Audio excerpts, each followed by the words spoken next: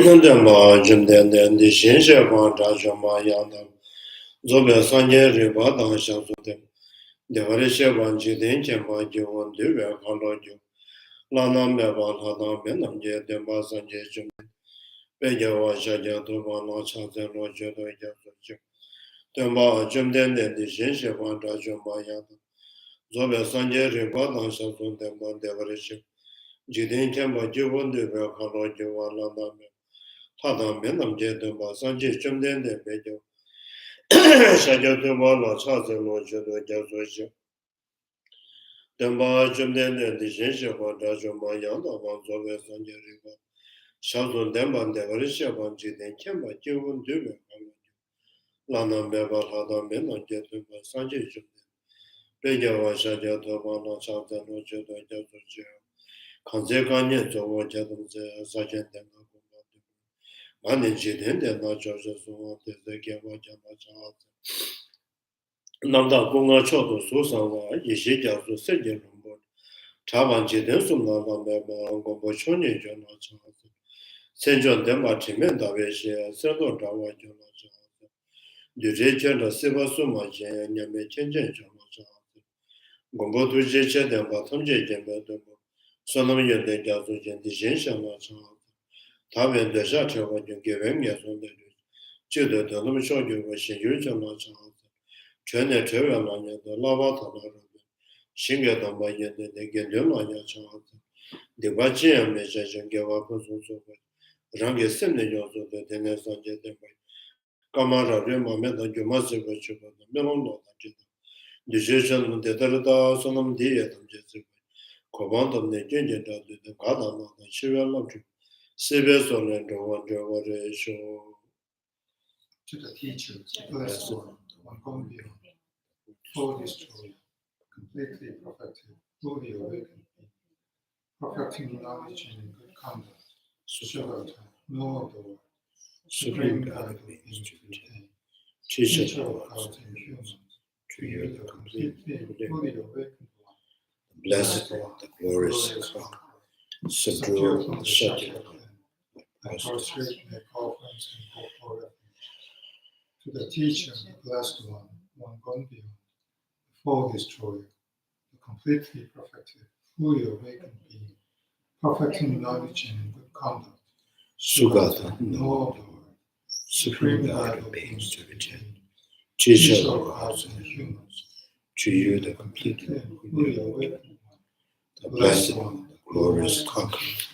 Subdue upon the shattered land, I prostrate and make offerings and hope for refuge.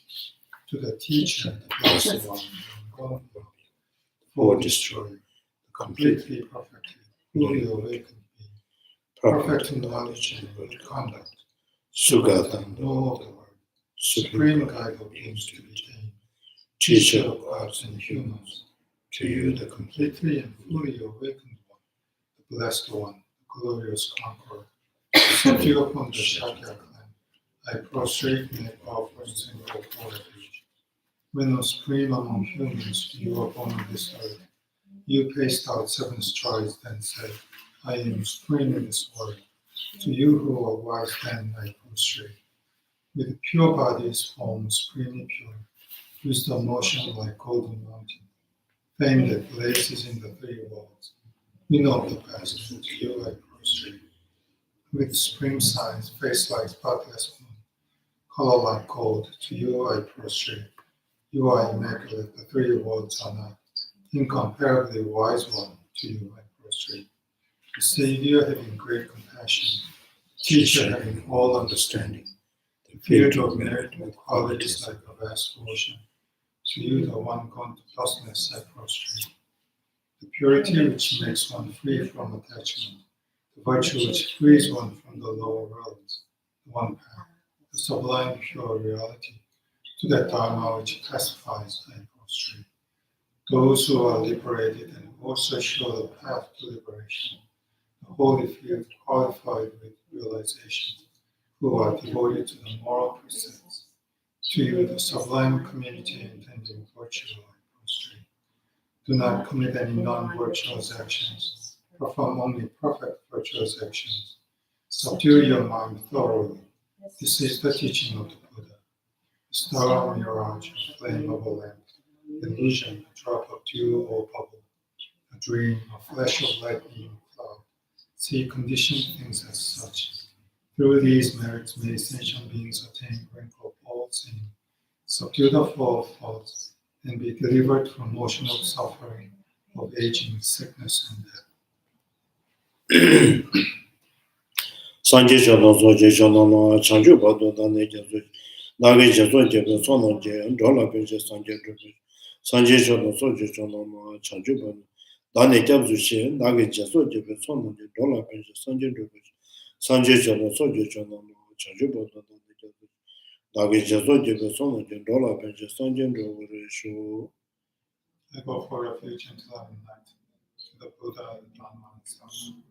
Through the merit I create by practicing giving and the other perfections, may I quickly obtain the state of Buddha for the benefit of all sentient beings. I go for refuge into love and light, to the Buddha, Dharma, and Sangha. Through the merit I create by practicing giving and the other perfections, may I quickly obtain the state of Buddha for the benefit of all sentient beings. I go for refuge into love and light, to the Buddha, Dharma, and Sangha. Through the merit I create by practicing giving and the other perfections, may I quickly attain the state of Buddha for the benefit of all sentient beings.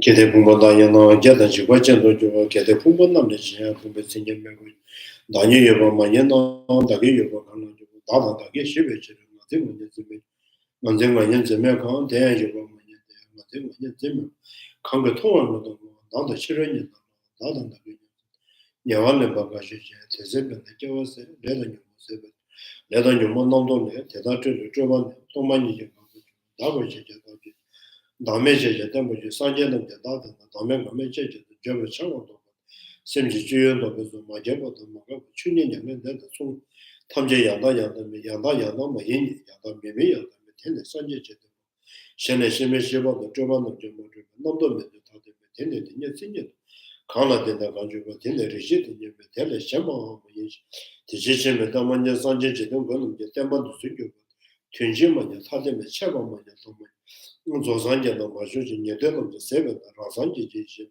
temba mela rado je da chue da sheje na rado chuko choje ba kangi ya tu zenje na dawa ta je bo je ta beche na ko da mun ta na cha se lo.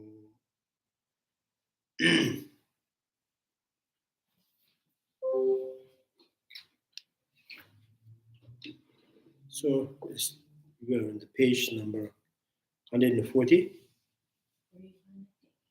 41. We got down to just before 87, where it says 87.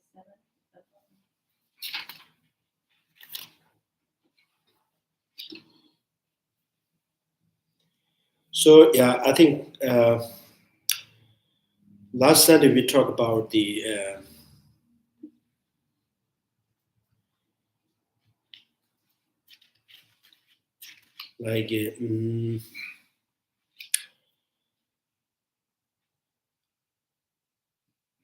anger, kind of the anger which is destroying the virtues, kind of the accumulations of merit, virtues destroyed by the anger, and also talk about what does that mean of destroying the virtues, kind of virtues, or how do you call it? The merit that cultivated through the virtuous activities. So how the anger is destroying it, like destroying, like completely rooting out, or destroy means it destroys the effect. Right? So the virtuous action is still there, and making it kind of, the anger is going to damage the virtuous activity to give rise the result. Right? So it's kind of Yeah. So then and also the sutra, how's that? Akasagarbha, and then root infractions also destroy the virtues. So root infractions,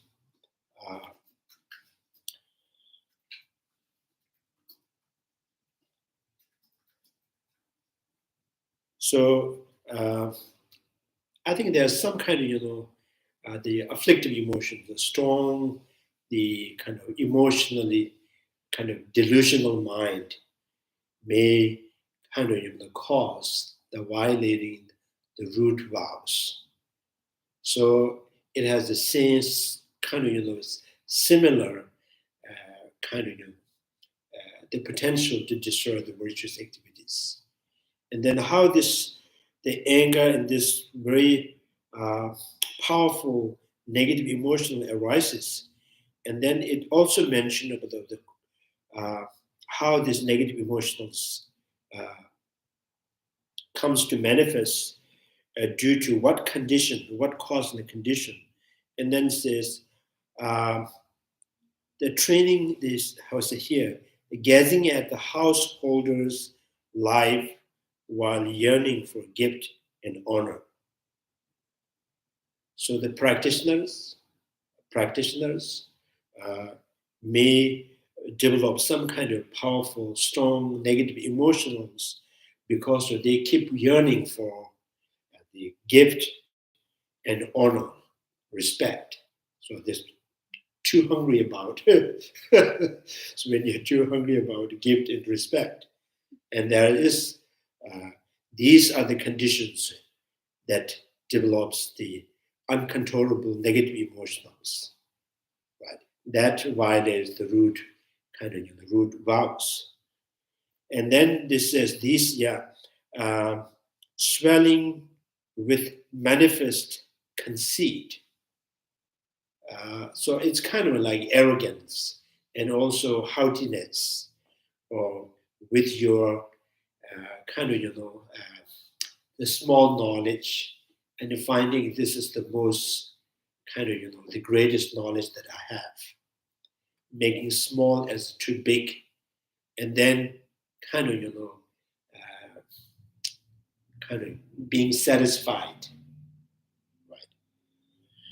So it's haughtiness means how to say, conceptually kind of exaggerating the knowledge that you have, or quality that you have, or skill that you have, right? The information that you have, you can kind of being satisfying, or giving a satisfaction to yourself by exaggerating your quality, the strength, abilities, right? Mentally, they think, oh, this is the best I have, I know, right? So, which means that first haughtiness, I think here, the haughtiness and the arrogance is like, arrogance happen due to the haughtiness. Haughtiness is not necessary to be at the time is the pride or negative, the arrogant, but it's starting up. It's starting up the arrogance, because when you find, when you, how say, if you have kind of knowledge about the sutras or tantrayanas, or the informations, or the any kind of things that that you can show off, right? So, and then you give the satisfaction to yourself, right? So that's called haughtiness, being haughty, right? So, in Tibetan names, Simjun Gyagpa, fat mental factors. So now we don't want to move. So you cannot move because it's too big. So that right after that, and then the arrogance. Right. So yearning for gift and honor, and kind of generating the arrogance on the kind of the quality of the knowledge that you have, and then too much making discriminations, like is saying that, oh, so I'm this tradition, and then those traditions are not good. So always kind of confidently making a judgment on other traditions. So, and this leads you to the abandoning dharma, right? So these are the powerful conditions which develops the anger and emotionally detachment, right?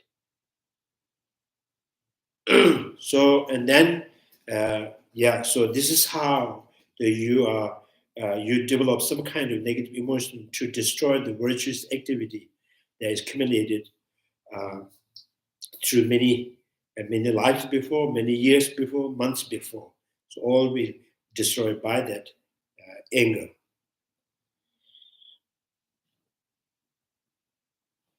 So and then the rejecting anger on the basis of contemplating on numerous fault of intolerance. So rejecting anger on the basis of contemplating the numerous form, the intolerance, the impatience. So, how do you pronounce it? Importance, yeah.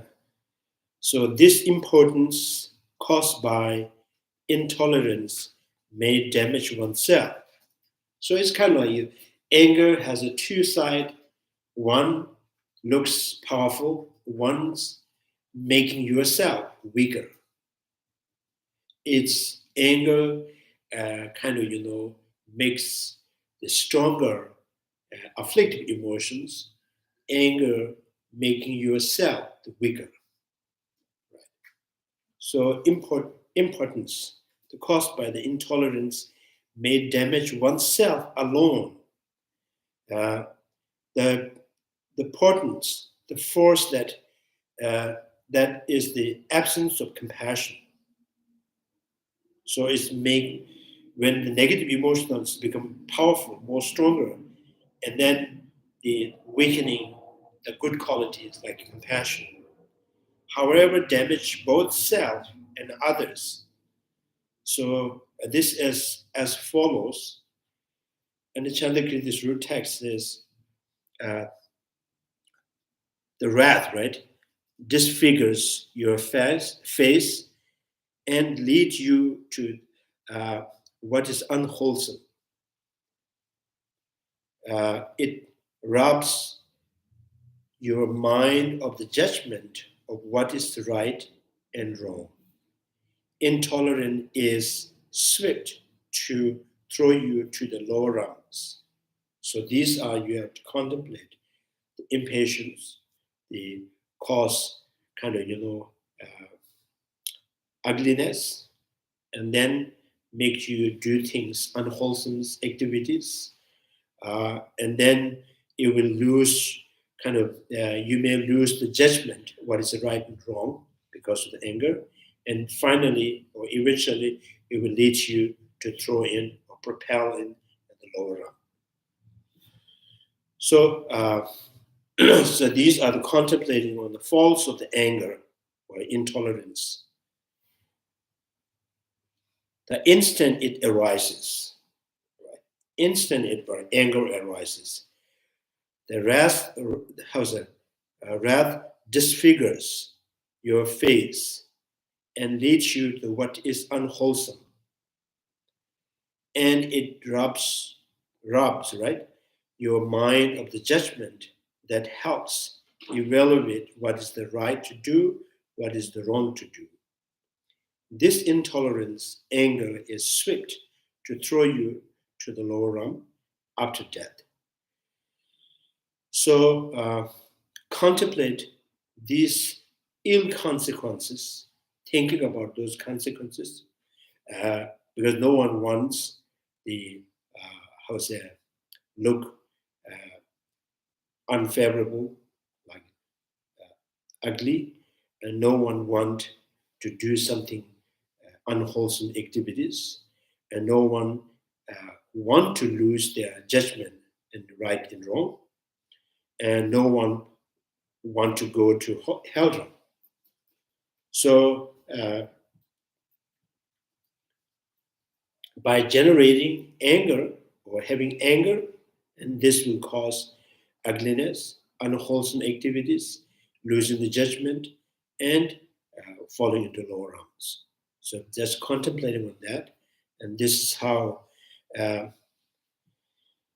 So I will never give an opportunity to the anger, prevent anger. This is how we prevent anger. Thinking about, reflecting on the consequences of the anger.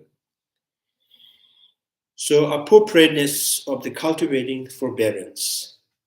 So the opposite side, the forbearance.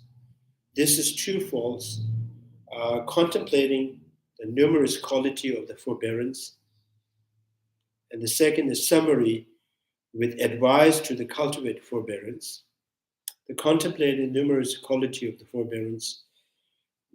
If the above are the faults of the intolerance, what are the qualities its opposite, forbearance?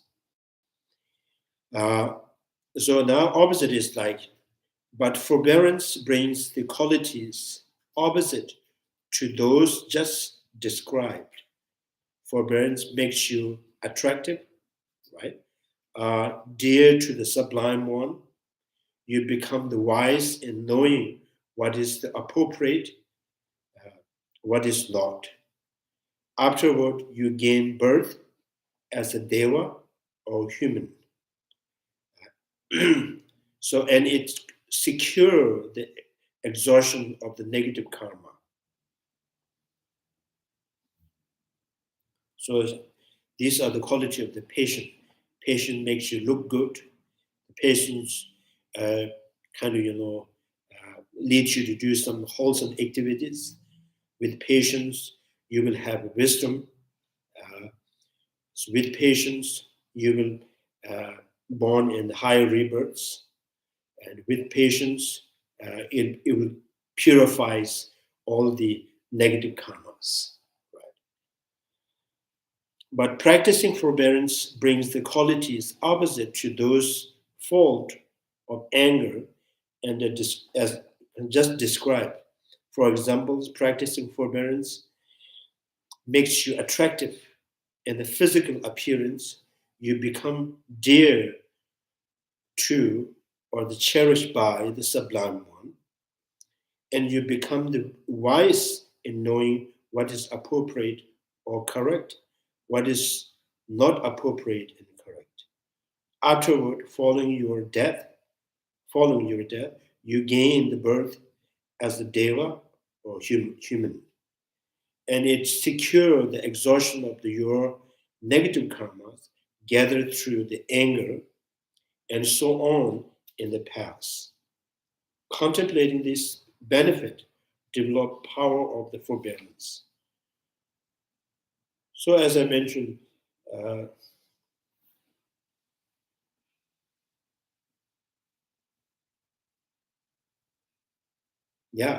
so forbearance or patience, or in Tibetan, seva, in Hindi, Sen Shakti.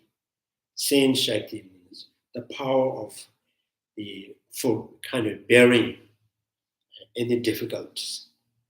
Sen Shakti.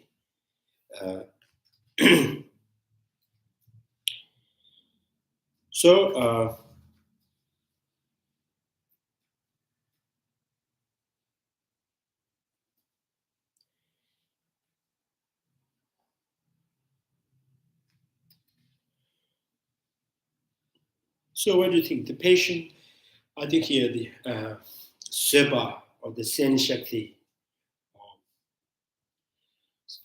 kind of, that there's the mental strength that could face the difficulties or so that's the one way to see one of the aspect of the patient, the strength, mental strength that could face or kind of stand with any difficulties, any unpleasant, any kind of the irritating conditions, right?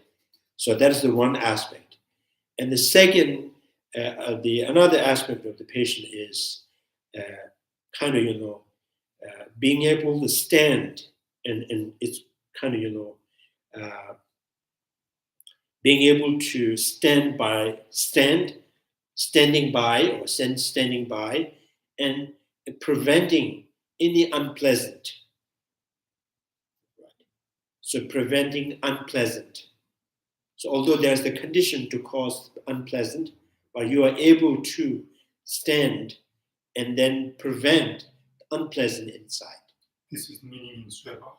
Yeah. Or in general patients. Yeah, patient means like that, right? So patient, there's many kind of, the forbearance means just simply it says being able to face or deal with, right? So now if we use the patient or the forbearance with path of seeing, so path of seeing, Sheba Shebas, first the kind of instant of the noble wisdom called forbearance. So which means this direct kind of experiencing of the emptiness that you have never ever had experience in the past as ordinary in the Bodhisattvas, right? Now this is the kind of this is the first time you're experiencing the total absence of intrinsic existence directly. So you are able to bear for that. So that is the forbearance is used here. Within the path of seeing, right? Within the path of seeing, there's Sheba, forbearance, and the realizations. The first, you're newly contacting with the object that you had never experienced. So at that time, this is called forbearance. So there's a definitions, one of the definitions of one of the characteristic of the forbearance is being able to deal with, being able to stand with, right? And then when it goes with the patience, like, no anger, no disturbance. So that means kind of holding its own position and being able to prevent unpleasant experience, right? So not letting any unpleasant experience, although there's a condition that could have the kind of chances to make you unpleasant, but you are able kind of you have shielded yourself to cause any unpleasant from that condition. So forbearance is there's many things because the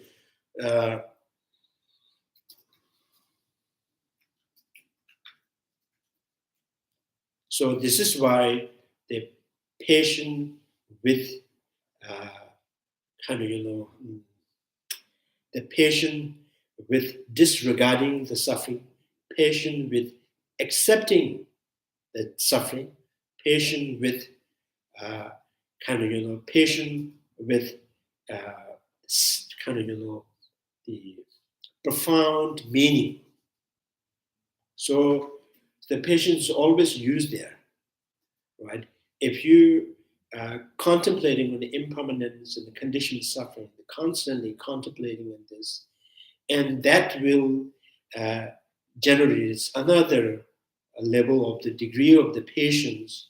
And now, before you being impatient by dog's bark, are you being impatient by door slam, and do you being impatient by kind of the mosquito bite.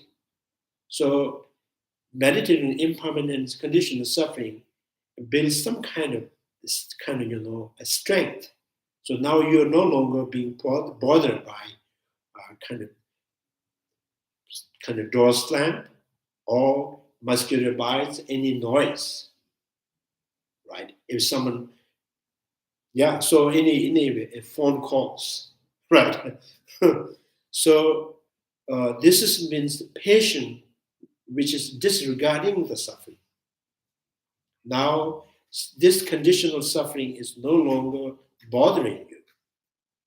So that means patient disregarding. And then another level of the patient is, and that patient is happily accepting the suffering. Right? So you are inviting the sudden suffering that you know by experiencing it, going through it, it makes you stronger. And there's more chances to developing, strengthening compassion and confidence. Right? So any difficulty that is for the sentient beings, for other peoples, although it's very difficult and challenging, but you accept it. You accept it as it comes, or you willingly go out and actually. You're willing to go out and then you take it. Yeah. So right now, is natural, kind of normal, and kind of the condition that normally it causing you bothered or kind of impatient. So now the first thinking about impermanence, condition, suffering, and this will kind of quiet all these things that normally causing you impatient is now no longer bothered, is patient with disregarding suffering, and patient that you're willingly accepting the suffering. So you know this by facing these difficulties, this will kind of accumulates the merit for enlightenment, for kind of building up the compassions and generating bodhisattvas. And there's so much kind of like miners, the mining, they face a lot of difficulty. They know there's a treasure. So because they're focused on the treasures, they don't care. So the dangers of that. So like Bodhisattvas, because they're always seeking for enlightenment for the sake of all sentient beings. So some of the suffering, they, by taking it, accepting it, that's it strengthens the mind. Yeah. So patient with accepting the suffering. So it means now, this whole meaning is there's some kind of strength in your mind that can prevent. Normally it causes as a unpleasant. Now you have the strength to prevent the unpleasant experience, right? Then the patient with the profundities of the phenomena. So when you try to think of something, you're trying to figure out some kind of meaning or teaching of the Buddha, and then so many times you confuse or you misunderstand, and with that confusion and misunderstanding, there's the difficult, unpleasant, and then sometimes you emotionally reject things because it's not easy coming in your hand. Right. So now this is also by contemplating the exercise more and more, about the nature of the phenomena. So it will kind of eventually or kind of gradually you are able to understand deeper meaning of the teaching. So so now all this meaning or the kind of the characteristic or the quality of the phenomena is no longer causing you confusions and not causing any misunderstanding, right? Exaggerations. So you are being able to patient with profundities of the phenomena, profundities of the teaching of the Buddha, right? So this here, all this kind of patience is being able to build up the strength to prevent unpleasant experience within the mind. Is the patient. Forbearance means that, right? So what you are facing the condition that normally, that used to be, or that normally it caused unpleasant to ordinary. So you have built some kind of strength in your mind, qualities. Now is no longer bothering you, no longer causing any unpleasant. So that means forbearance.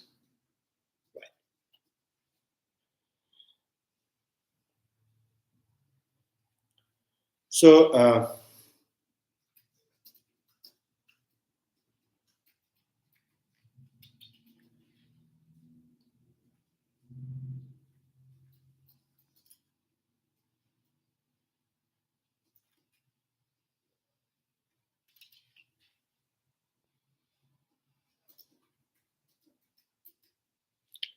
like it. So you normally the anger is the sign of kind of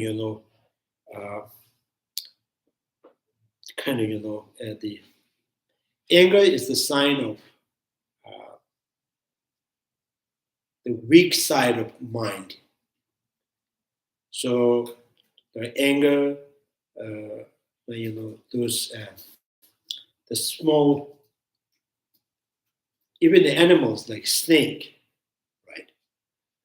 So because they are frightened, many they kind of constantly being frightened by like other animals. So they always show this anger. So like elephant, we're strong. So so there's no intolerance because they have power. They are strong enough.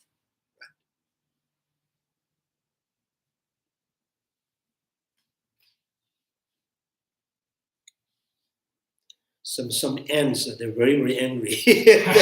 Small ants are very angry.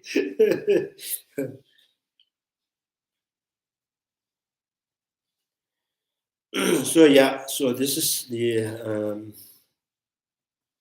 so the forbearance means being able to bear the condition which may cause unpleasant. So now when you bear for that means you will stand with this. Now you find this is no longer causing any unpleasant to you. So that is the forbearance. Seba, so yeah. Sometimes we can also say you are angry, like really firing inside you, but you don't show, right? And any kind of, you don't express it. And maybe you are afraid, or maybe you think if I say a thing, it will cause more problems. So this is also known in mundanity as a patient. Oh, he has a patient. Sometimes the patient, this kind of patient can be caused by fear, right? Very angry, but very fear. So you don't want to show anything.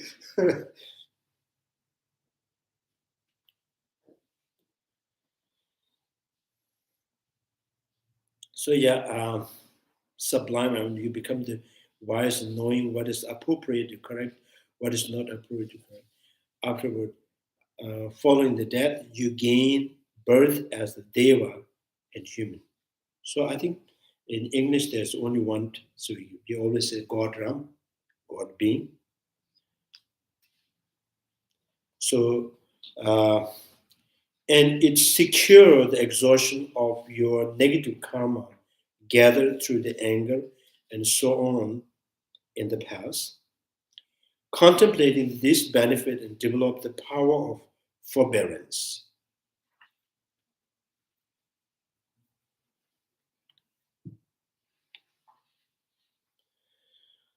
A summary with advice to cultivate forbearance. So stanza says, knowing the faults and benefit of anger and forbearance, respectively, of ordinary beings and bodhisattvas. So ordinary beings, or the bodhisattvas, or the Sharvaka, Pratika Buddhas, right? Shun all the intolerance, and cultivate swiftly and constantly the forbearance praised by the Aryas. So the Aryas, Buddha and the Bodhisattvas, they always praise the patient is the best of the virtues kind.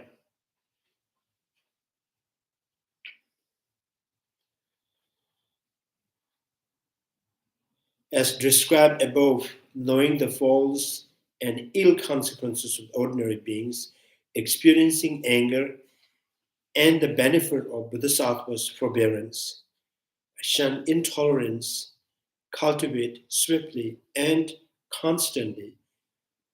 So that is all times the forbearance that is praised by the Arya. So here we are not this the forbearance means not just kind of how say not forcing yourself to kind of expressing any harmful. The forbearance means not forcing yourself. Forbearance means kind of building up the strength in the mind, so being able to prevent any unpleasant experience. So that's the kind of main significant point here from the forbearance. Forbearance means that. Otherwise, it's restraining, taking monastic vows or the lay vows, practicing 10 virtues. By taking the vows, we are told now that you took the vows, from now on, you should not be engaging in kind of harsh words or killing or stealing or lying or something like that. Now, this kind of normally means many times the people kind of hold on these vows by kind of by using the fear. If I violate, I may go Nora. So there is no patience, there's no forbearance. It's the fear and kind of because this is my commitment. I'm not going to say any bad things, right? Although I really want to do that, right? So forbearance means from the mental state, from the depth of your mind, there is no any unpleasant experience.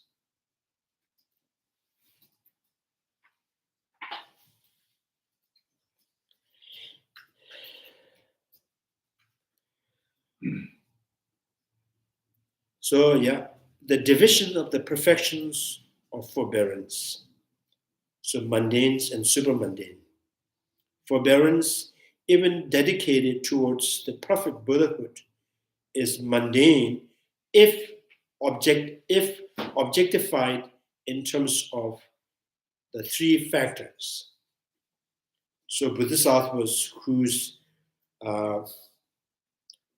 practice of the forbearance, that forbearance that associated or kind of underpinned with the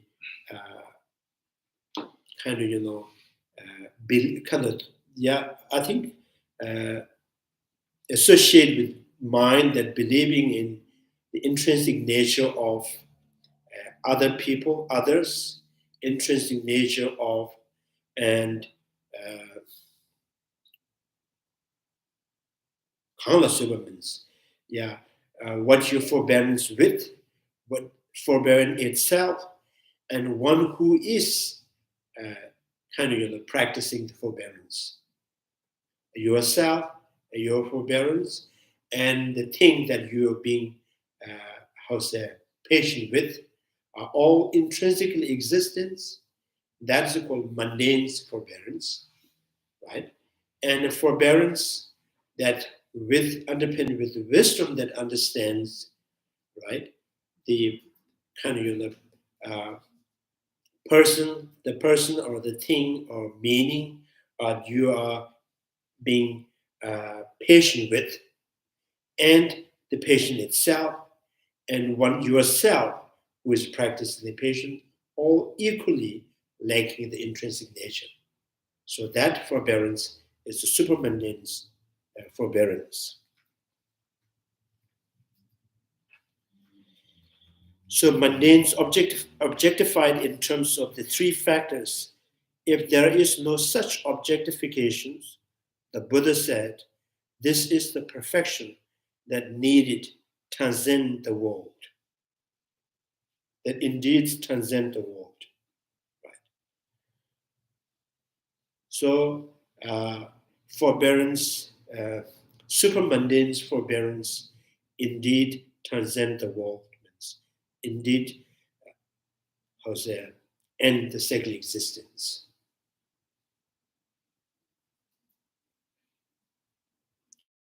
Because this forbearance with wisdom that understands the absence of intrinsic existence. So the forbearance too, one forbearance lacking with the wisdom, one forbearance that underpinned with wisdom, understanding the emptiness. The division of the perfections of forbearance into two, the mundanes and the supermundane, is present in the four-line beginning, the forbearance, even dedicated toward perfect Buddhahood. So which means even this forbearance belongs to the Bodhisattvas. So Bodhisattva is the practice of the forbearance. If this forbearance is not associating with the wisdom realizing emptiness, they still count as a mundane forbearance. So this distinction can be understood on the basis of what has been already explained above in relation to the first two perfections. So divisions, supermundane and the mundane forbearance.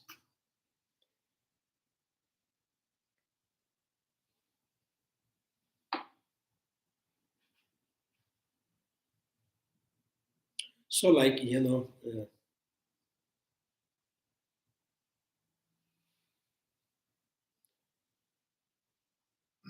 forbearance is the noun, right?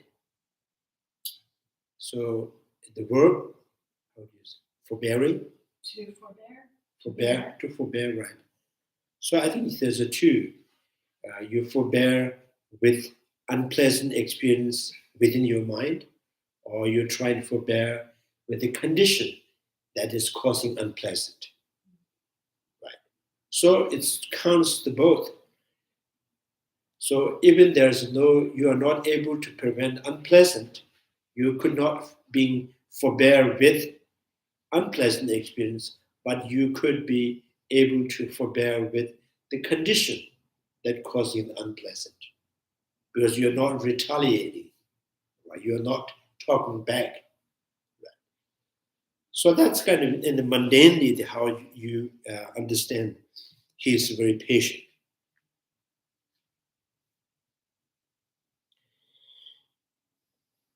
So now this third ground, the luminous, there's not only the patience and other quality due to this perfection of the patient, the other pure qualities that arises on this ground, the Bodhisattva attain the absorptions and the clairvoyance. Here, the attachment and aversion come to exhaust completely. Now, this is kind of showing that why this third ground has perfected the patient, right? The perfection, why this third ground has a special quality in the perfection of the patients. Because in this third ground, so they have totally, destroyed, the exhaust, completely attachment and aversion. So it is impossible in their state of mind or stream of the mind, there's any possible of generating anger or attachment, particularly the desirums anger, desirums attachment. So he make it impossible, right, within his mind. So that really defines the forbearance. This third ground of the Bodhisattvas, being able to forbear with any unpleasant experience that caused by anger and attachment. So therefore, they can forbear with any outer conditions may cause any unpleasant. So I think the patient means if your mind is peaceful, your mind is calm, and there's a patient. If your mind is not calm and peace, so there is no patient. Only in the hospital, there's a lot of patients. People are not calm, and but a lot of patients there. So I think this pretty much explains that forbearance means why they are able to perfect the forbearance, because they have make impossible of generating attachment and anger. So especially the desirous attachment, right? So the form realm, formless realm, they have no anger at all, but they have attachment, but they don't have the desirous attachment. Attachment that related to the color, smell, taste, the tactility, and that these are. So these are more powerful than the attachment toward the image.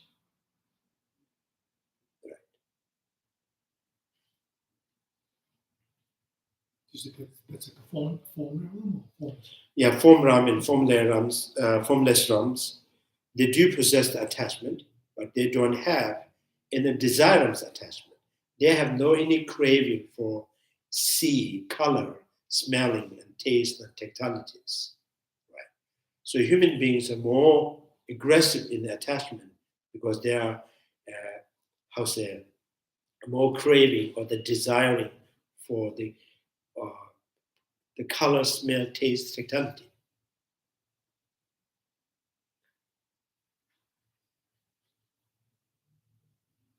It looks like human beings and many the animals. Animals, just shelter and the food. Yeah. And the human beings is more, right? So food, there's too many. Sushi, noodles, is countless. For the tigers, morning, breakfast, beef, lunch beef, dinner beef. And then some of the animals, I think those eat. If they eat one day and they don't get hungry for 10 days. Some a month, some animals.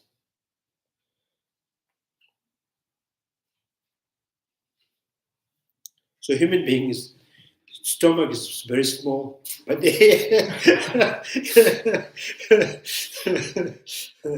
stomach is more small, but it constantly has to be filled.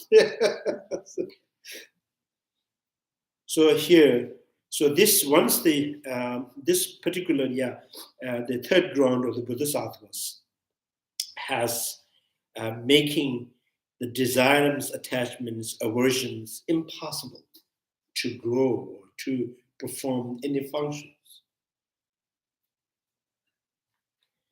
Now this once they say that, it is not implying the second ground and the first ground has aversion and attachment. Right? There's especially normally the Bodhisattvas, noble being, they haven't really eliminated all the desires, the delusions, but these remain in their mind, remain in them, like the person who has who took the poison. That poison stays in the stomach because of the medicine and some preventions. The person not react. Right? So that's how the Bodhisattvas, noble beings, right? Poisons, but there is no any reactions. Right? From the first ground, second ground. Yeah, first ground, second ground. The third ground, especially here, because of the some compared to the first ground and second ground, the third ground gain special the wisdom, sharpening the wisdom, the stronger the wisdom. So not only it's totally making it impossible to be active.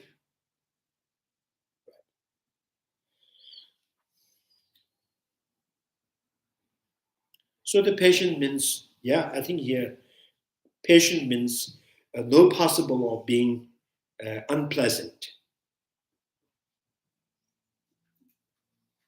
Just as on this ground, the Bodhisattvas attain the purity of the perfection of the forbearance, in the same way he attained the purity of 4 absorptions.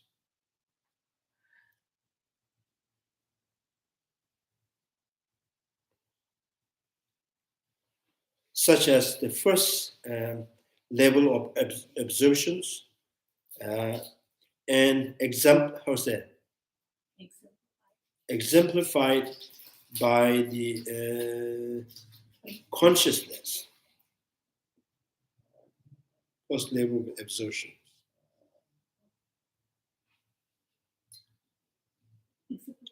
Yes, he will attain.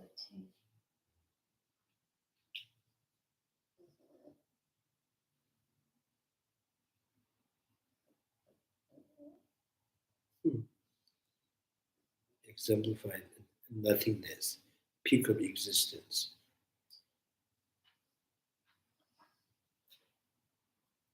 First level of positions and exemplified by this, he will attain the 4 formless attainment. So 4 formless attainment as infinite space, infinite consciousness, nothingness, and the peak of existence.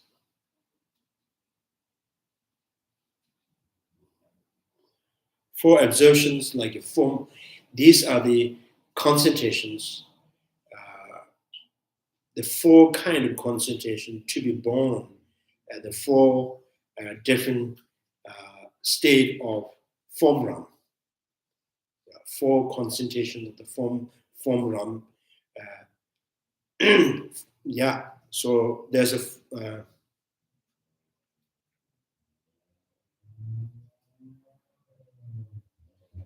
form realm, there's 4 levels, right? 4 levels. And so there is to be born, and each form realm, it has to go through the the certain concentrations. the one concentration that may allow you to born in the first level of the form realm, and then the second level form realm, and the third and the fourth.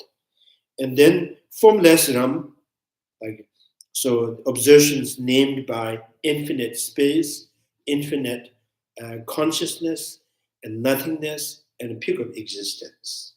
These are the concentrations. So this, the third ground of the Bodhisattvas, because of they have, eliminates the attachment and or the particular desires and attachment and the anger. So they gain the clairvoyance, and then they gain this concentration, full concentration for the form realm, and a full concentration for the formless realm.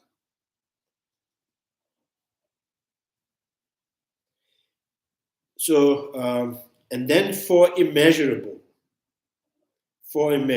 loving kindness, compassion, sympathetic, joy, and equanimity.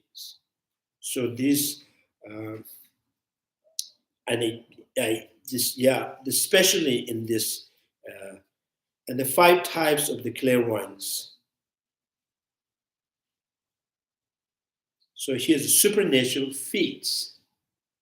Feat means something that you do, like something like that's difficult to do. So normally this zutus in Tibetan zutu.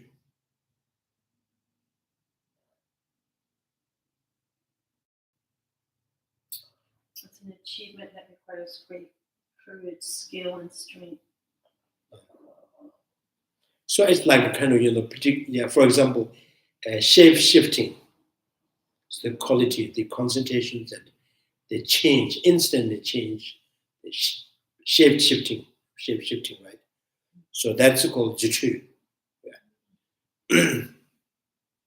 So in the Prajaparamita Sutras, this is Bodhisattvas, noble being, they use kind of meditating on the formless realm, and they make them disappear, and then they use something kind of other than themselves and making it smaller and bigger.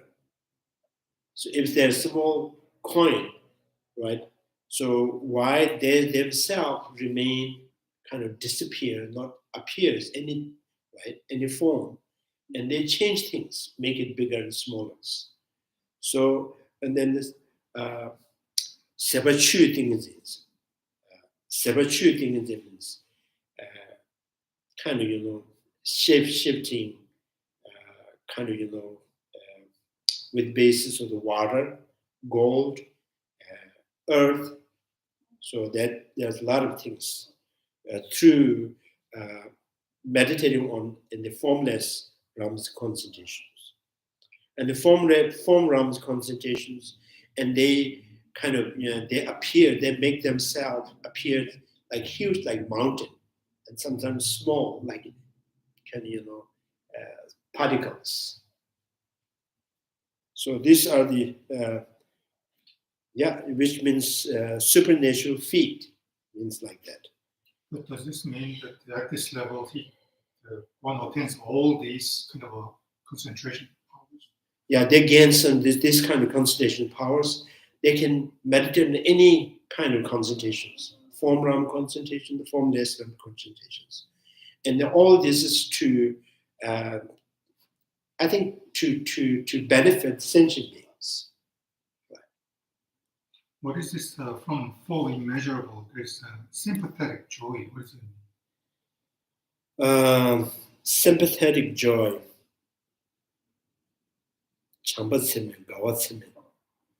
Is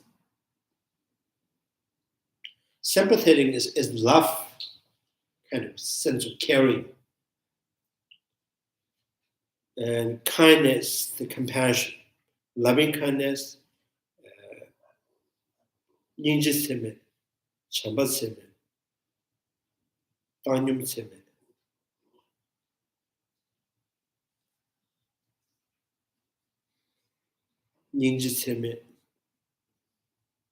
compassion, I don't know, loving kindness, compassion, sympathetic joy.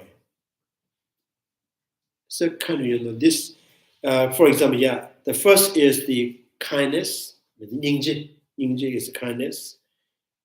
I think here the second, the compassion, referring to the love, right? Immeasurable of love, immeasurable of joy, Gautama. Joy and immeasurable equanimities. So joy, sympathetic joy, and the joy, because it's all immeasurable practice, the focus on the other sentient beings, right?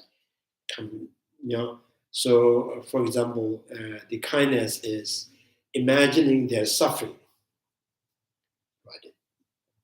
First, immeasurable compassion or the kindness is kind of imagining the suffering of others and then wishing to be free from these particular sufferings.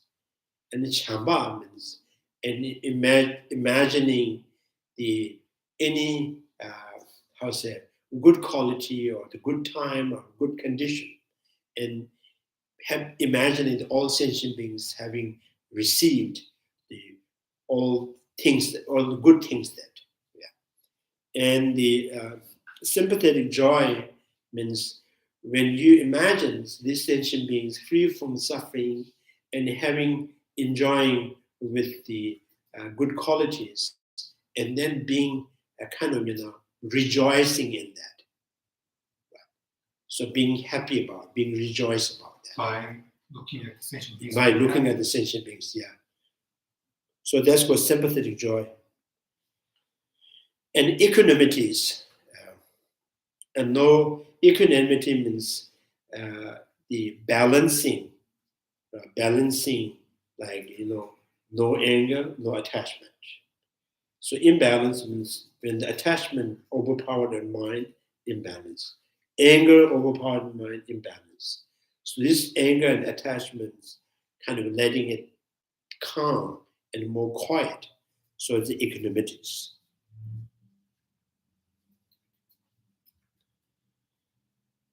So 4 types of clairvoyance: the supernatural feat, divine ear, right? You can, this through the concentrations, developing unique quality in the air consciousness that you can hear from the minds and minds, right? And the knowledge of others' mind. And then through the concentration, there is some kind of quality that you can sense what is happening in others' mind. And recollection of previous life. So this Bodhisattva can recall many lives, 100 lives in the past. So, and divine eyes. So sometimes they call, hey, now big means. Sometimes the term they use, borrowed eye. Through the concentration, you develop some kind of ability that you just built in your eye sense power. Now you can see things that, like, normally you don't see it. Right? So if you stop meditations, it will go away, and then just the normal. Again, you have to put the glass again.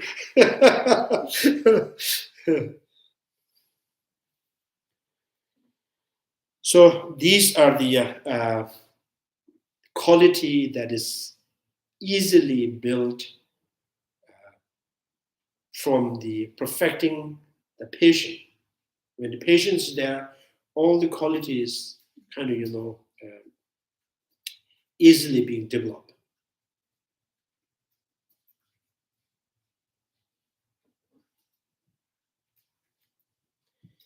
Although he may enter and exit these observation state and formless state, seeing that they helps complete the cause of the awakening. So this Bodhisattva's kind of the exercising on this different kind of concentrations, form Ram and the formless Rams. So in all kind of, aim to gain the awakening mind, right? So to attain the Buddhahood. So he will take birth through the power of aspirations, prayer, thinking, prayers, thinking special of this. So he will not take birth through the power of mundane observations and on the ground of the Bodhisattvas, right? Yeah. I skipped, right? Thinking special of this, he will not take birth the power of the mundane observations and formless attainment. So these Bodhisattvas, when they take rebirth, they're born in samsara. So they don't use the form Ram's concentrations. They don't use the formless Ram concentrations. Because by using the formless Ram concentrations to direct their mind towards the next life, they were born in a formless Ram. So they don't use that. So rather they use to be born again and this second existing as a human being, and by the praise, kind of developing some kind of desire and out of compassion. So prayer and compassion be born. So Ningji Wange. So Buddha born, right, from total control. Bodhisattva was born from compassion. Ordinary born from karma. Right? We are pushed like free jump. Free fall jump. So Bodhisattvas, they're born with parachute.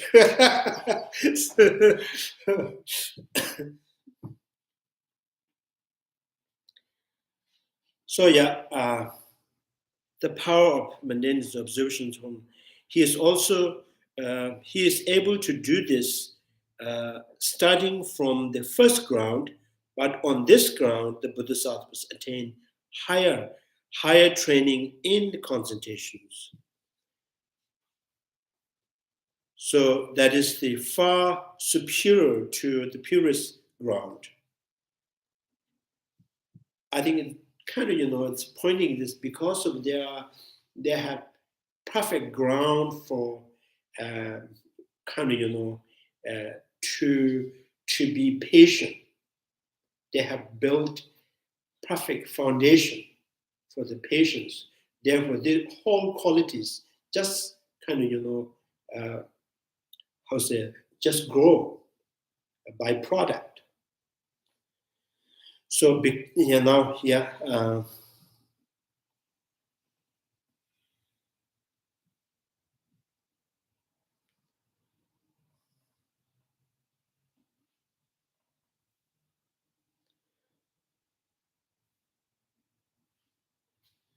Previous ground, and with that, he experienced a greater temptation to take birth through such power of compassion. This is why this point is mentioned here. And here on this ground, attachment and aversion come to exhaust completely, thus attaining their cessation.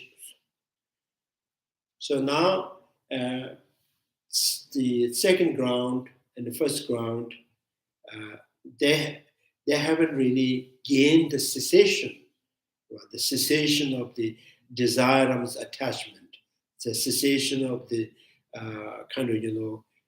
the anger, but they make disable.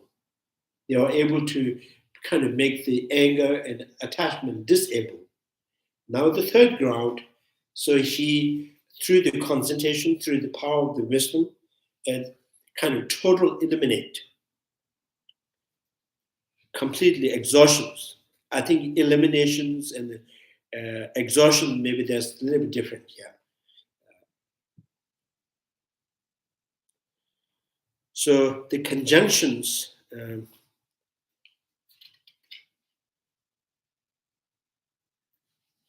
conjunctions, they carries the meaning of also.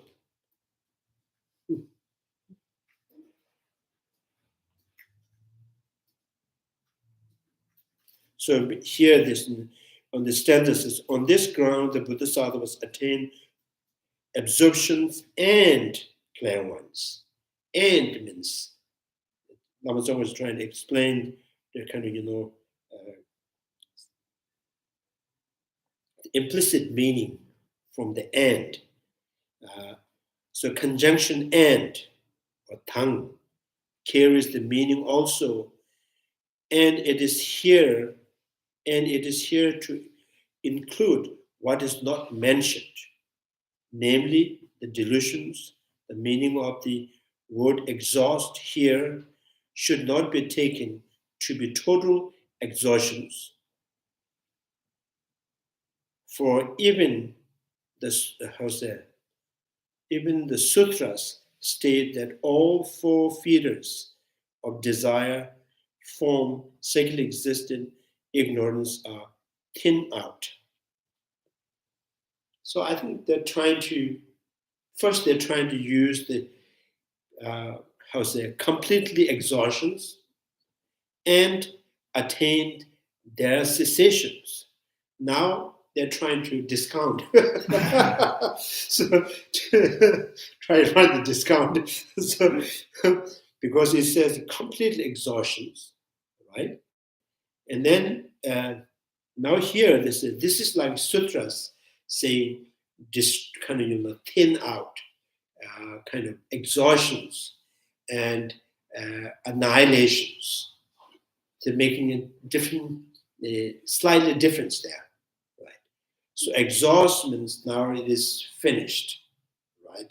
So which means even there is seed, now this seed cannot give rise any effect. So that's the kind of at the point they use the term exhaustions. So at that time, exhaustion does not mean there is no seed or cause at all. Right? So complete exhaustions like that. Right? And now total annihilations, rooting out, means now even the seed is no longer there. So the seed of the afflictions is only eliminated or annihilated during the 8th ground, right? 3rd, 4th, 5th, 6th, even 6th, it hasn't really completely eliminated the seed of the afflictions. With respect to what is meant by the statement about the exhaustion of attachment, aversion, and delusion on this Bodhisattva's ground, the Asanga's Bodhisattva's ground explains that it is through the power of the mundane's meditative absorptions and the formless attainment that one becomes free from attachment towards the desire, form, and formless realm. So this is the elimination of manifest level of spoken of earlier. So even the mundane concentrations, like mundane concentrations that can, cause individual to be born in the formless realm, that mundane concentrations has the power of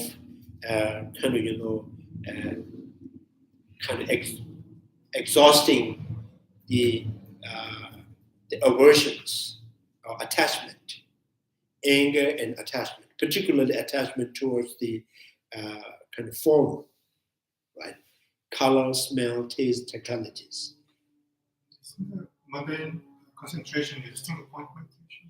Yeah, it's a single pointed meditations. It's single pointed meditations, but yet through that single pointed meditations, you gain, you come to the point that this single point of meditation is weakening the desirous attachment. Right? So weakening, not only weakening attachment, is making it total exhaustion. I thought the single point meditation, we cannot overcome self-illusions.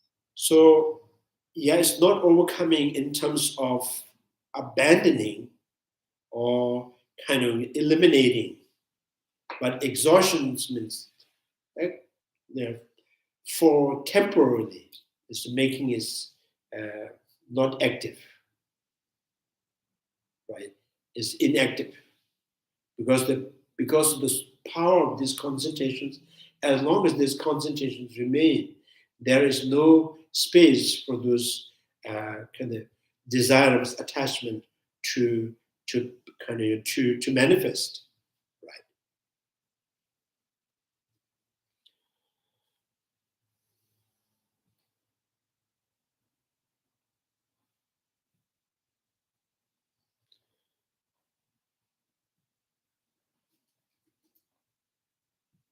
So the power of the mundane absorptions and the formless attainment, that one become free from attachment towards the desire, right? Desirable object in the form, right? And the formless realm. This is the elimination of manifest level of spoken of earlier. So here, third ground and the exhaustion of the kind of attachment and aversion is not the case like mundane concentrations. Mundane concentrations, this is like, is a takeover. So because of the power of the concentrations, and this opposite side has no power to perform any function. So the third ground is the way it's exhausting the aversion and attachment is eliminations. So it's the actual kind of antidote, applying the antidote. So the mundane concentration is it's just a remedy.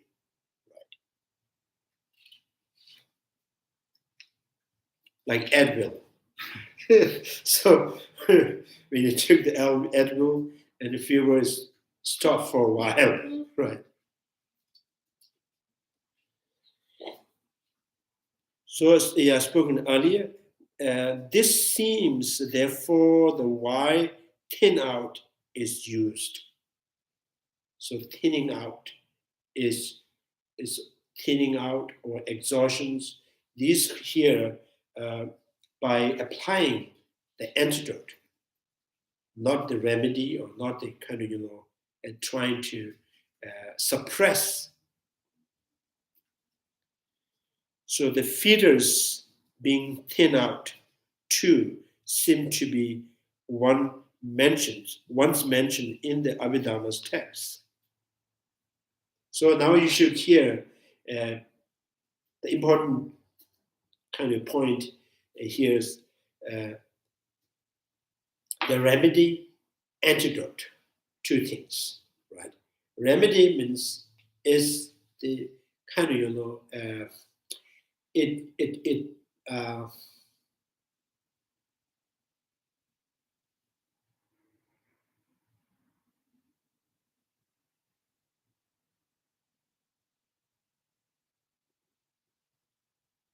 what do you call this? Yeah.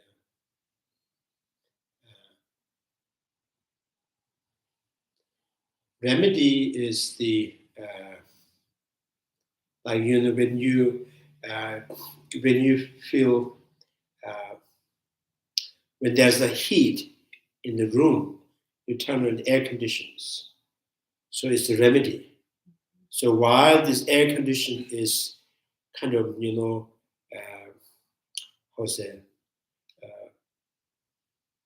is pervade in the house, so heat cannot remain.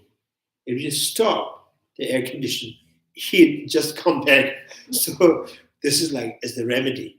The antidote means once is like the this is like, for example, sometimes this says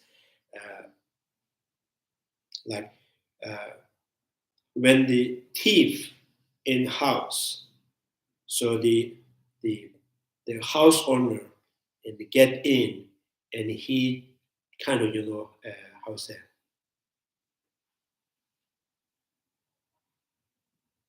Yeah, when the house owner comes in, he open the door and comes in, he just how to say, he escape. And then the house owners, he kind of stop. I mean, how he what do I call it? So if he go through the window, and now he said, "Oh, I forgot to close the window." There he comes. So he closed the window, and he locked the door. So this is like the way the antidote. So and it stops from the future, right? A remedy is for temporarily, not letting it kind of come, right?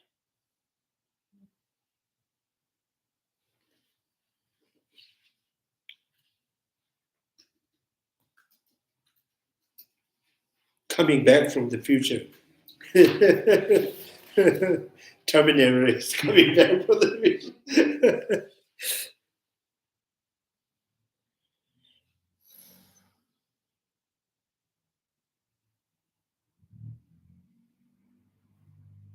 So connection with the meaning, and what's that?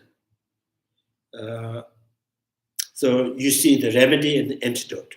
So the Bodhisattvas at the third ground, the luminous. So there, so the Bodhisattva third ground, the wisdom, the understanding of the emptiness, has the quality that they eliminates the level of the desire and attachment and anger is eliminating, not kind of is by applying the antidote, it would kind of totally stop, right? So anything that could manifest in the future. So it's unlike the mundane concentrations. Seem to be thin out, seem to be mentioned at the Abhidhamma text. In connection, right? In connection with this matter at hand. So there is the statement in the 10 ground sutras.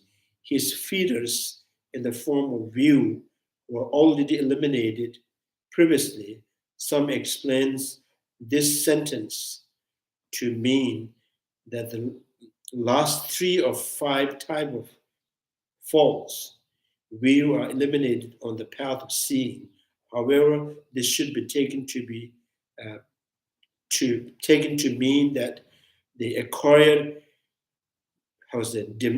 dimension of the 5 views have been eliminated on the path of seeing.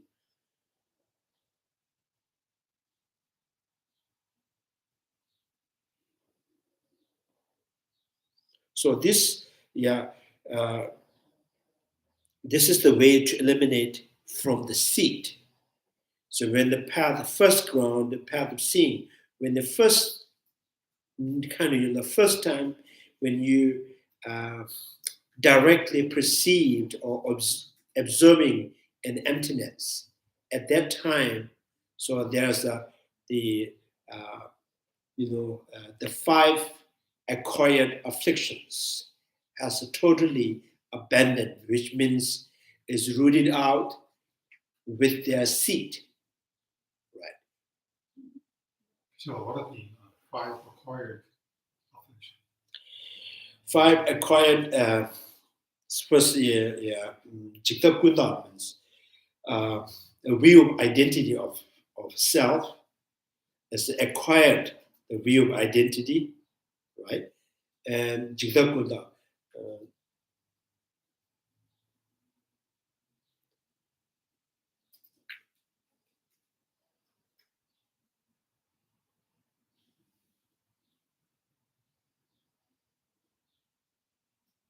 and then the supremacy on the will, a supremacy on the moral and the conduct, and then the kind of deluded doubt. So these, the kind of, sometimes they translated the Japanese use imputed afflictions. So these afflictions are not really innate, it's not a natural. It so these afflictions, the philosophically constitute, right? So those are the kind of, here they use the feeders, or sometimes we use the acquired afflictions, right? So these are totally abandoned with their seed at the path of seeing. So in a similar way, the third ground has also abandoned or eliminated the sudden kind of desirous attachment and the anger, kind of eliminate. So with their kind of with the seed, right? Now you have to remember that seed of the afflictions and the stain of the afflictions, two things, right? When you eliminate the seed of the afflictions, but that not necessarily you have eliminate or overcome, remove the stain of the afflictions. So now stain of the afflictions comes to overcome by the wisdom realizing emptiness. This is called this kind of obscuration of the knowledge. Stain. Stain is, Now, even the stain of the afflictions, there's a two level. One is the manifest, one is the dormant. Right? So a manifest level and the dualistic appearance are the sign of the stain of the afflictions.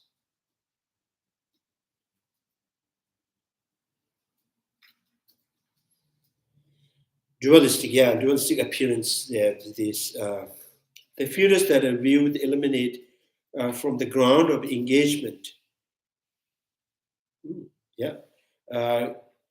Engagement by imaginations, because it is there that one first aspire to the suchness of the ultimate nature of things.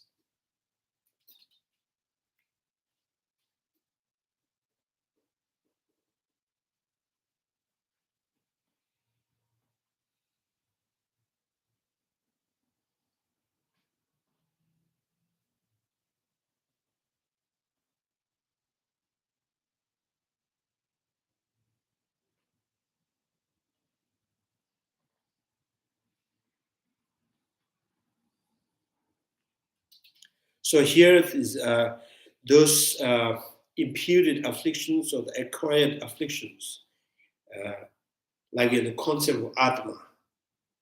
So the concept of Atma. So this concept with seed is eliminated when you directly perceive the emptiness, right? Until there, you may reject many times, refuted many times through the logic and reasoning, but part of your mind just thinking, oh, that's maybe, so there's always, this is one part of your mind says, yes, that's right. One part of your mind says, maybe not. so total, the kind of the no, no ambiguity is only when you reach the path of seeing. So noble wisdom, then this kind of ambiguities, deluded doubts, are totally erased and nothing, right, kind of left.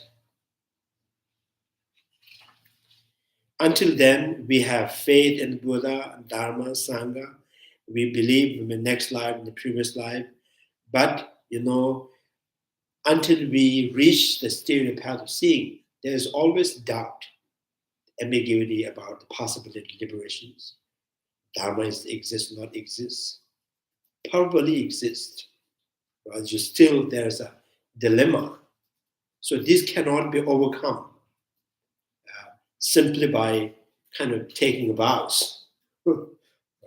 The ambiguities can be stopped when you directly perceive the emptiness. So which means you are directly having taste of the Dharma.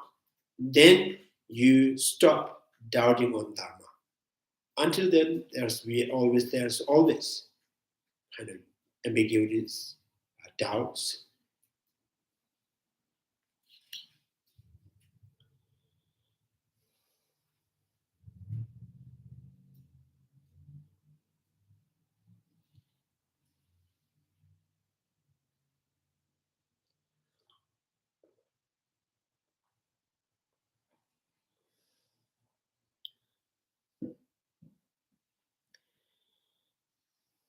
Nature of the So because it is the first aspire to suchness of the ultimate nature of the things.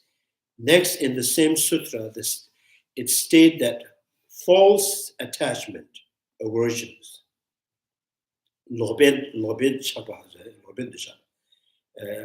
so false attachment, aversion, and delusions which are not likely to recede for many hundred thousands of years are eliminated on this ground. So I think Lama Tsongkapha was trying to kind of, stating the line from the sutras, and then to say the third ground where they kind of, being able to overcome or exhaust the aversion and attachment is not like mundane concentration. It's not just a remedy. It is by applying they have exhaust, which means it is eliminated with seed.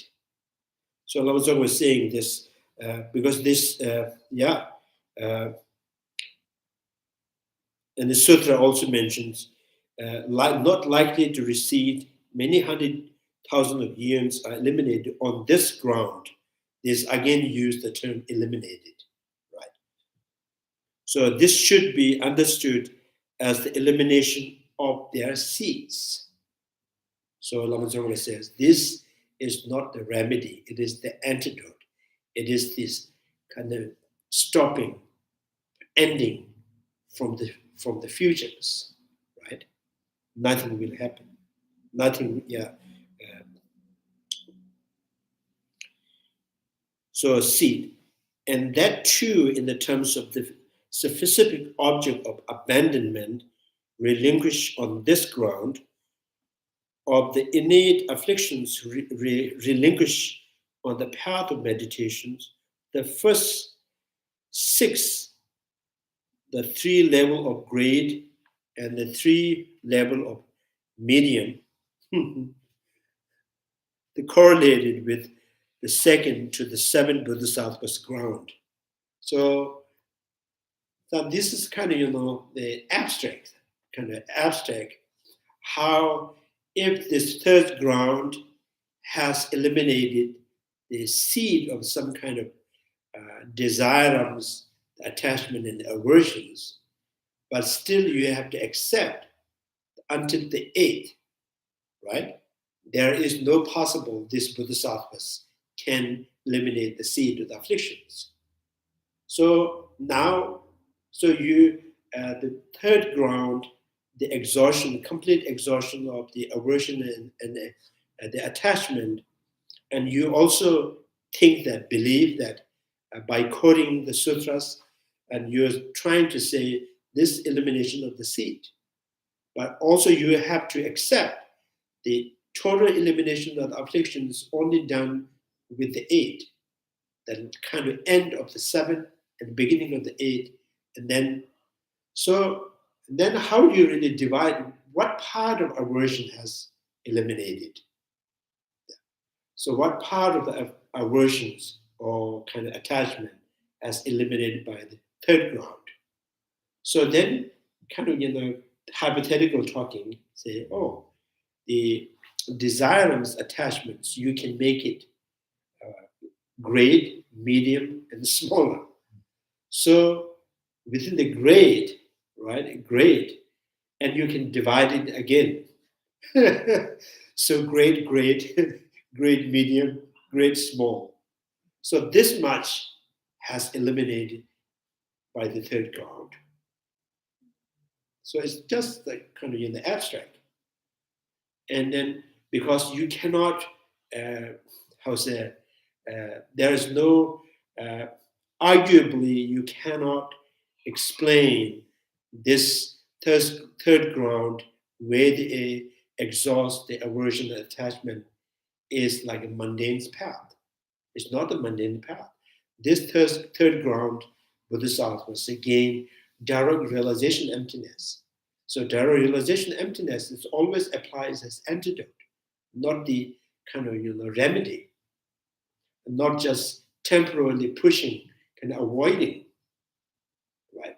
So if this third ground here, by using the direct realization emptiness and being able to exhaust the attachment, right? So that should be the attachment that is eliminated, exhaust by the third ground of wisdom has to be eliminated with seed. Now, with seed eliminated, the part of the attachment, now the more, the greater kind of more the attachment still there is. Like form realms attachment, formless attachments are still there. Right. So Lama Tsongkapha was saying, yes, by using the wisdom realizing emptiness and trying to apply the antidote for the afflictions, and then there's only way the applying the antidote is to eliminate something with their seed. So, and then the seed, but still this person hasn't overcome or eliminate all the afflictions, all the attachment. Now, Lama Tsongkapha was again going back and saying that this third ground must have eliminated desirums attachment, at least, right? And that desirums with the seed that eliminated. And then, there's another attachment, like a face, because the fourth ground, around the Tawa Thande Yosu says, means the fourth ground making impossible of kind of any kind of delusions that is generated or derived from kind of self-sufficiently grasping an I. So that really kind of clearly indicates that third ground has successfully eliminated the seed of the desirous attachment and anger. So anger that eliminated or exhausted by the third ground is with the seed, not just temporarily, right?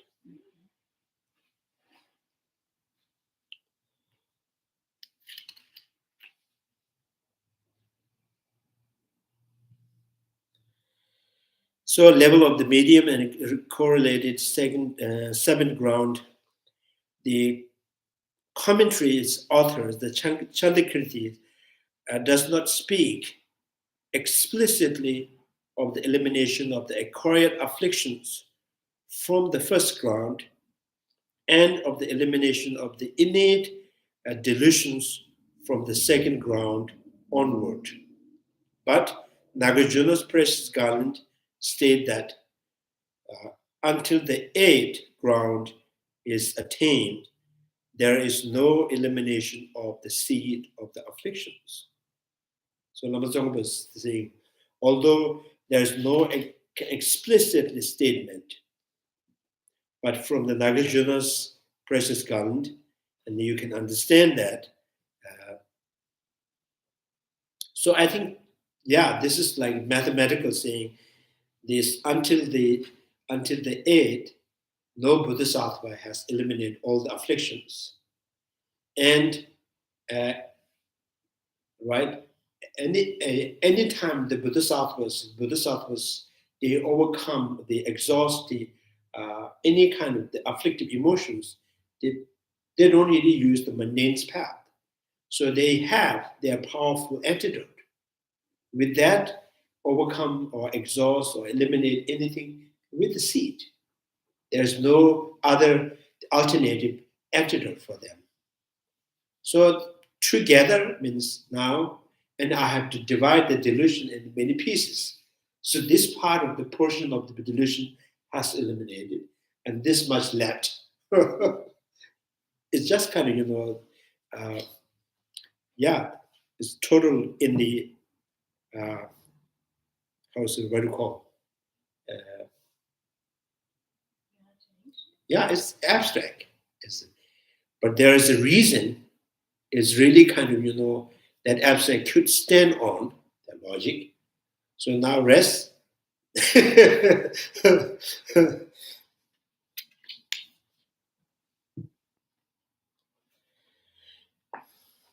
Is on Nagarjuna's precious garlands. Until the grasping at true existence is annihilated, the identity view does not come to annihilate it. And on the first ground, the three binding factors are eliminated. Therefore, it is extremely clear that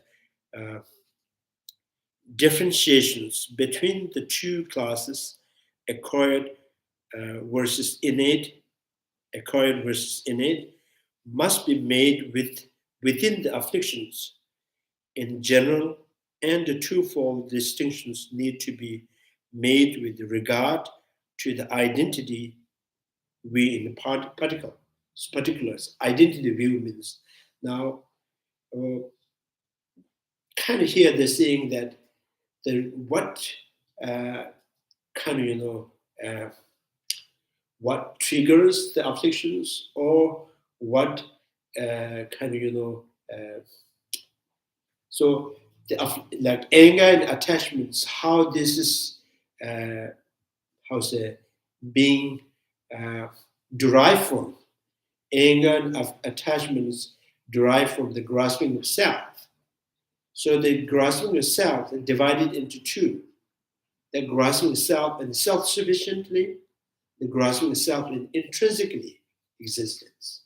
So two things.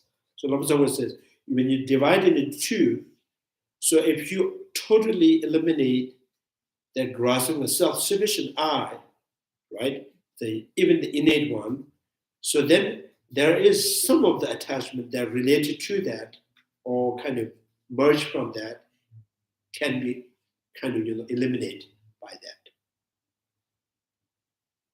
So he's kind of pointing, Excuse me, Geshe.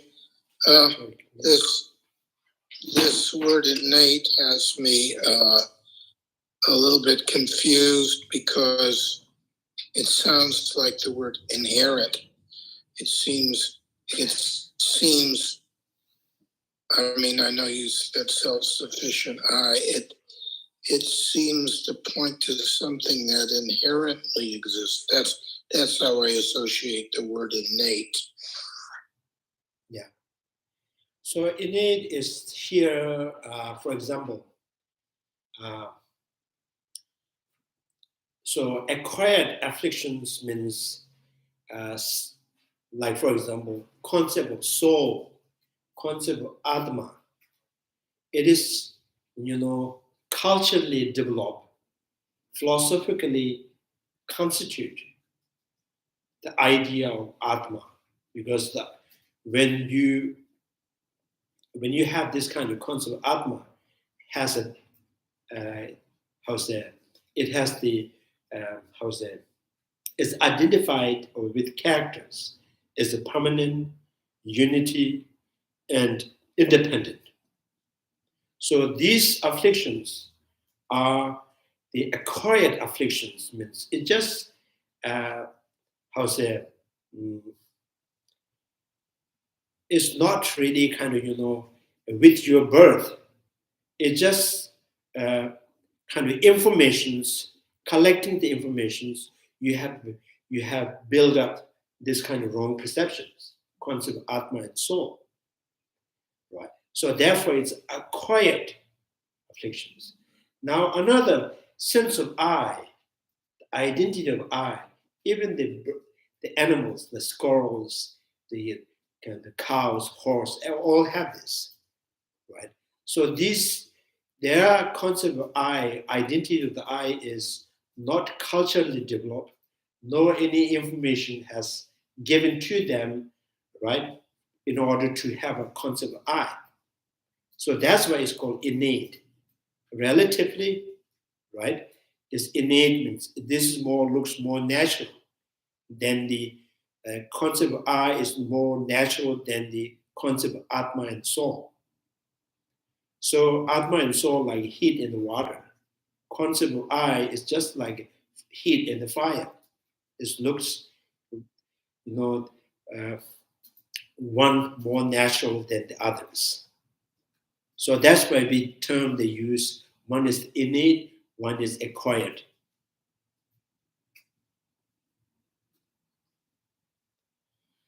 So this is this is nothing to do with inherent or independent. So this simply saying, this your Atma, soul. So people just kind of,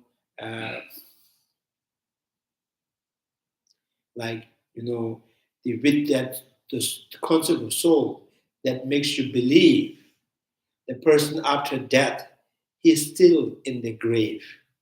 And there's a certain kind of, period of time he has to wait there at the station. So until the God had called. So that kind of, this is the acquired. It's the information that just collectively you made up the kind of the made up some kind of belief in you. So that's why it's more artificially kind of built the concept. So that's called acquired afflictions.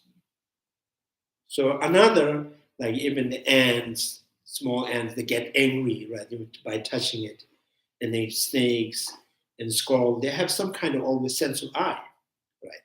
So these are not really artificial; it's more natural. So then for that we use the term innate. Is the one is more innate, one is acquired, one is artificial, one is more relatively natural. I thought I could finish this 71 page. Try hard to finish it going.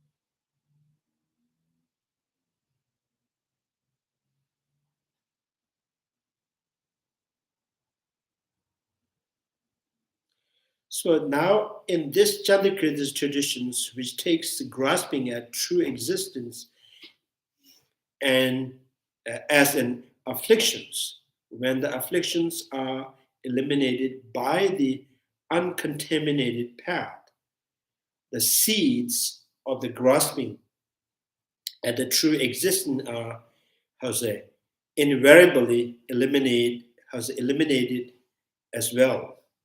However, at this stage, one cannot permanently annihilate even in the part.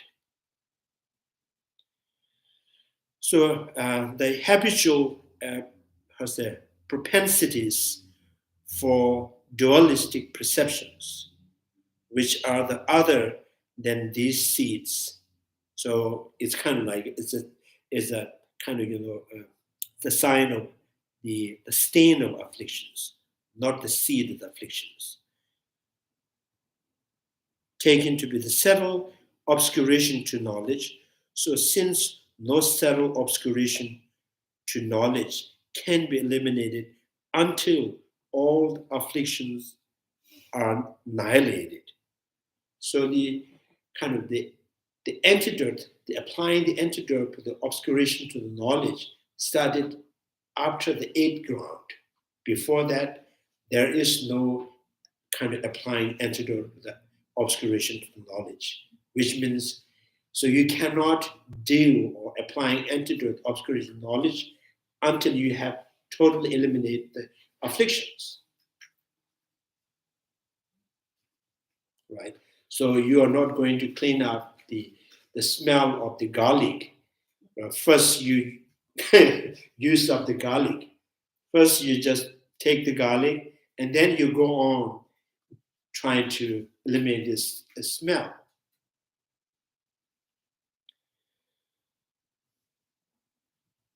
Subtle knowledge and afflictions are annihilated. Subtle obscurations to knowledge are eliminated during the 3 pure ground, the 8 to 10. Yeah, any questions? Still there.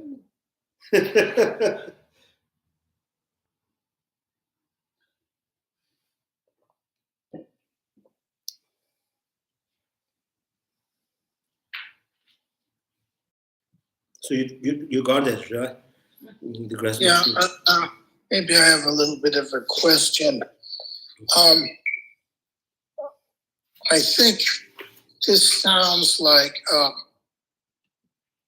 we're just absorbing informations until we actually are able to achieve a state of non-duality. That before that state of non-duality, I mean, we're still presumably contemplating things, and there's a sense of things clicking, but it sounds like those are more indications of progress than knowledge. That the knowledge, it sounds like if there's no knowledge until the 8th bhumi, that means knowledge itself must be sourced in non-duality. And anything short of that is not really knowledge, the way they're using this term. Yeah.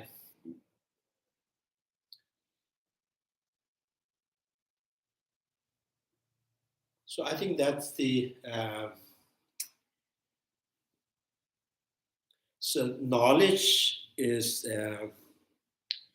I think it's a depending, like the understanding the order of the alphabet is the knowledge for the kindergarten.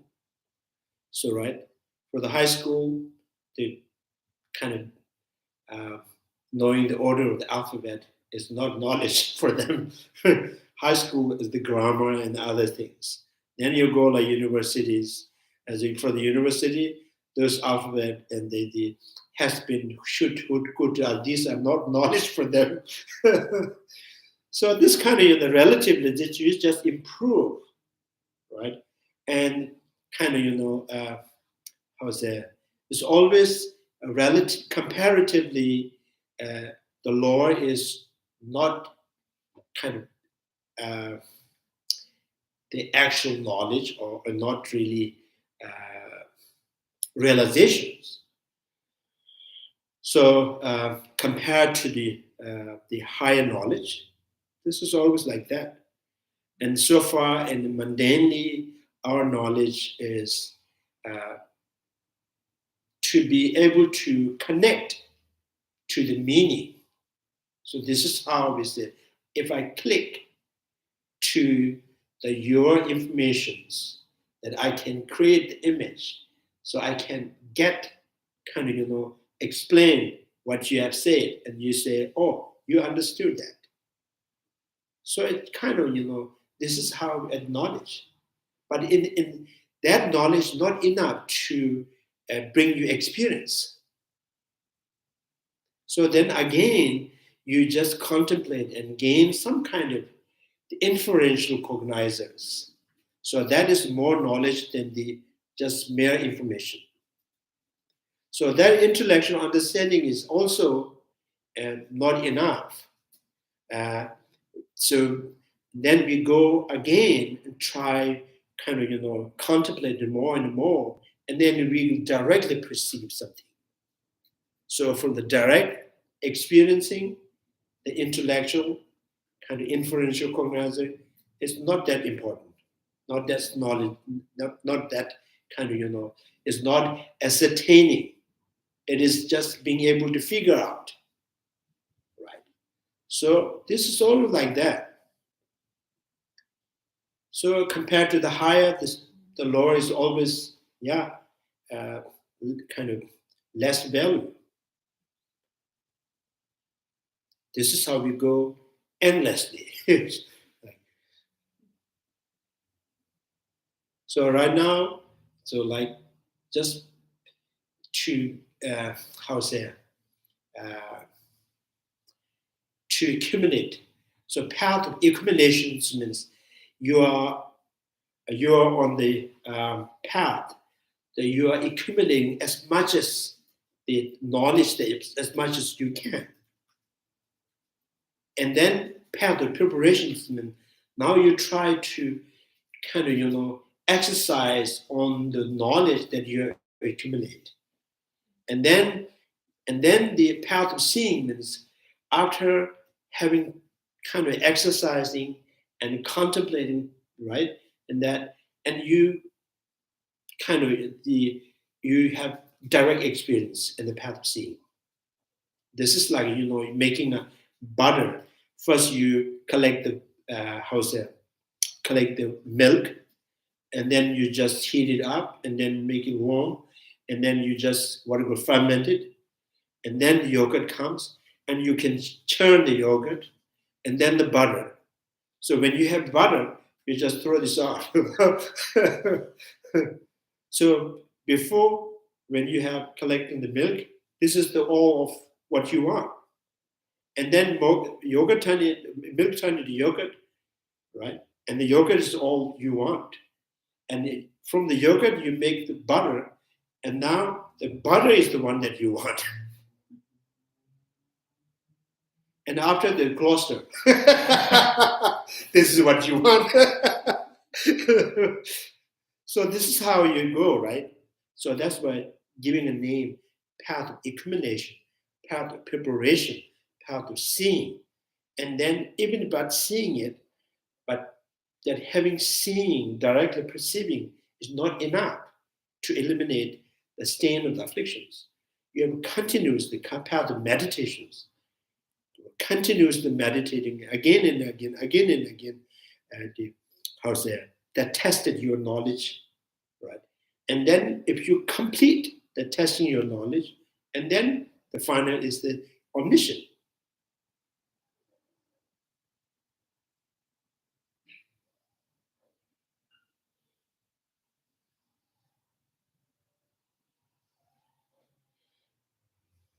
So sometimes there's a seemingly the kind of difference, like I understand and I have revealed. This has big difference, right? I understand. So understanding, most of the student in the class, they say, I understand, because this I heard from him, right? So if you heard correctly and you could repeat that, that is your understanding. And reveal means it is more deeper than that, more profound than that.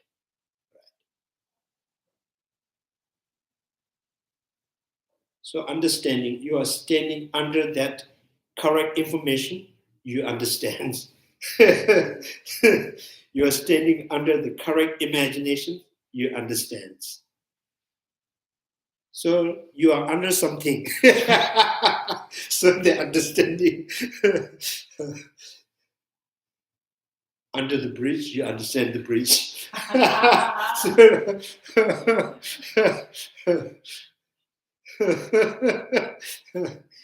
Under the tree, you understand the tree. There's a tree here.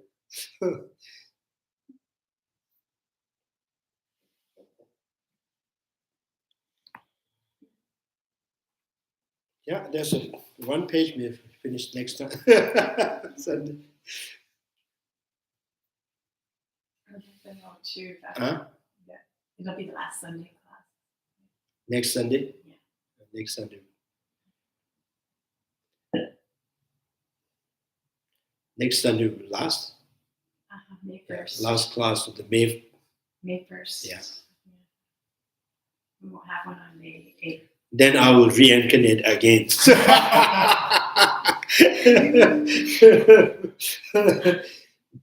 Die back for a while and come again.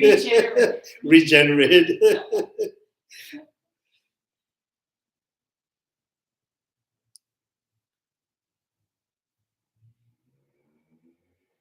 But Geshe-la, you're not leaving until May what? 11th? I'm leaving May 12th. Oh, 12. Yeah. But next Sunday will be the last Sunday class?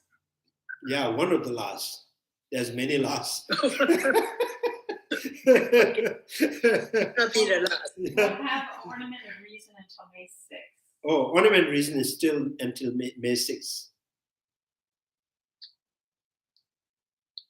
Nagarjuna. Yeah, that's Friday, right? Yeah. But the Sunday is the 8th. No. The 1st. Yeah. Next Sunday. Yeah, last class next Last Sunday. class, yeah. Last Sunday class.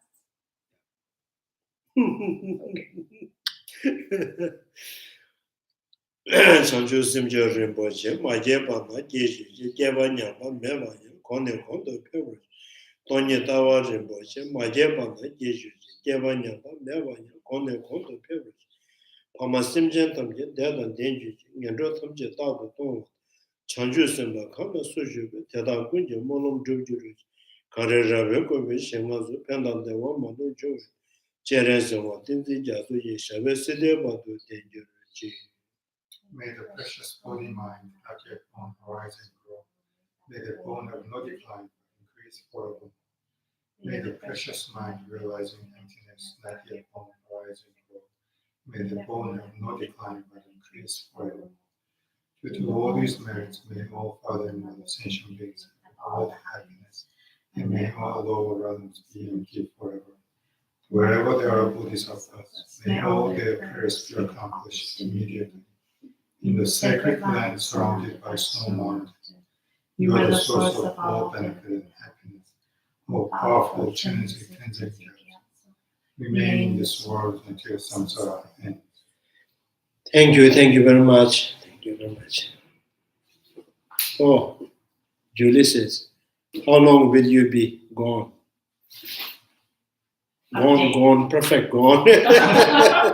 So 2 months. Kind of like 2 months.